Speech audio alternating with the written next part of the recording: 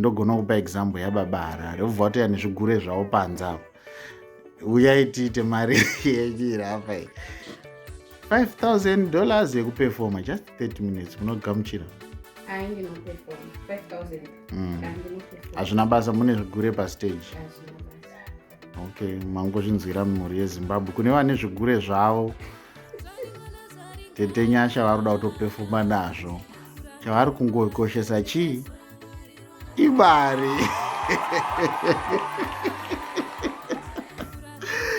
Makadiko vanhu vepaintaneti vafacebook, payoutube, patwitter, painstagram, wese ari kutitevera tinokutendai tichikugamuchirai nemufaro. Kana usati wabaya like, baya like. Kana usati wafollowa, press follow. Kana usati wasubscribe, baya subscribe, wabaya kabhatana ako kuti ngo. Thank you so much. Nhasi ndinaniko pachirongwa pano. How are you my sister? Makadiko producer wangu. Ndinofara. Ndiri kutaura nani zuva ranhasi? Muri kutaura naNyasha Chiripati. Ndingati ndakatanga kudhara ndichiri mwanamudiki.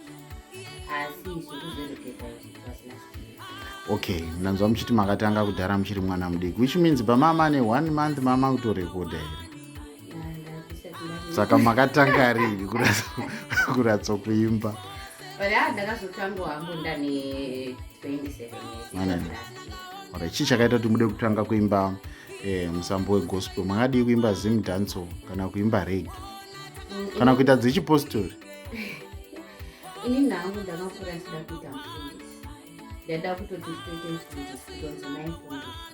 Asi ndakazongoti semunhu akanzi ane chipo chekuimba regai ndichingoparidza shoko through music. Okay, saka music yenyu munoti kuparidza? Yeah, exactly. Okay, ko makadii kutanga church instead of kuimba? Ndakatongonoti machechi awandisa. Machechi awandisa? Mune mangana munoziva zvekuzoti munoti awandisa? Ai akawanda. Okay, machechi awandisa. Saka munoti pane mamwe machechi anofanira kuvharwa? Aiwa, handisi kuti pane mamwe machechi anofanira kuvharwa. Asi pane paunotonoda kuti izvizvi ndingitange zvechechi. Dai ndambosiya kutanga zvechechi. Alright. Ko mane maalbum mangani kana kuti masong mangani amati maita? So far ndine 6 songs. Mune 6 songs. Ndoziva kuti munhu wese ndikamubvunza kuti unoda kuita collabo nani ane mhinduro yaanondipa. Nhasi handisida kukubvunzai. Tomboti pakauya muimbi zuva ranhasi akati tete Nyasha, ndazwa kumusic yenyu ndoda kubatana nemi pama-live shows. Munobvuma here? Despite kuti muimbi wegospel kana kuti muimbi wedzenyika? Adede chonoti panenge achimba dzenyika memba taiti. Alright, ndogona kupa example yababa Harare ubva watoya nezvigure zvavo panzapo uyai tiite mari yenyira apa $5,000 yekupefoma just 30 minutes munogamuchira? Ndinopefoma 5,000. Hazvina basa mune zvigure pastage? Hazvina basa. Okay, mangozvinzwira mumhuri yeZimbabwe kune vane zvigure zvavo tete nyasha vari kuda kutopefuma nazvo chavari kungokoshesa chii imari.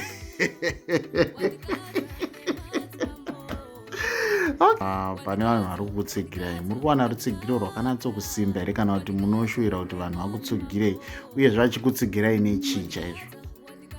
Inini hangu ndichimbotarisa kusaidi rekunashe studio because ndovandoononge ndovane rutsigiro. Asi zvandinoshuvira kuti kunashe studio kundicho kuti ndibatsire kulonja kana kuri kundiprovider zvese zvinoda kuti munhu alonje. For support ya like kuti vandipe because masongs ndinawo asi chibhanzi nacho ndo chinodini ndo chinenge chinokushaya asi vakanditira zvese izvozvo Okay, saka inini ndichatora mari yese nechiri kudha vanhu tobva talonja album renyanditi ndo zvamuri kushuvira? Alright, cool. Zvikandida kuti collab so far ndakuita na My Douglas. Ndazviziva hangu kuti ndokushanda nyaya nekuti pari zvino ndo vari dini ndo vari kumbori isusu vamwe tiri kumbosimuka saka tikatangawo nevanhu vakasimuka zvino alright. Ko tisati taenda makutanga kuita ma-live shows ndingamuka video kenyu kandakaona pasocial media muchipefoma, how was it? Chekutanga hangu I was too scared.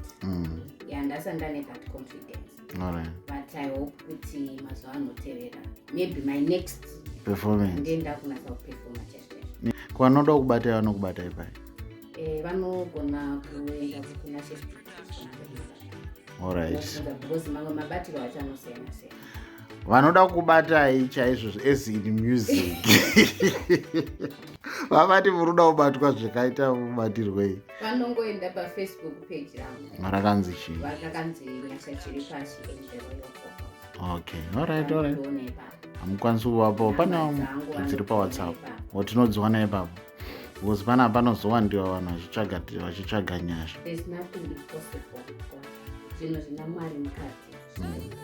Alright. Okay, in the next 5 years muchazviona makupi?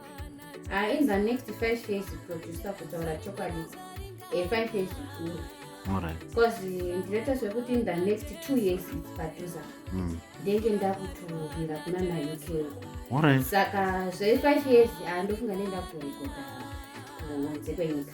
Ndakutokwira ndege. Kana makorekoda inde ndichichidii manje? Inini ndenda kuzondokubata ino. Aiwa. In the next 5 years hatisida kuona ima kuti ndibho here kuti vavatodaro. Teta ngokubata online. Online.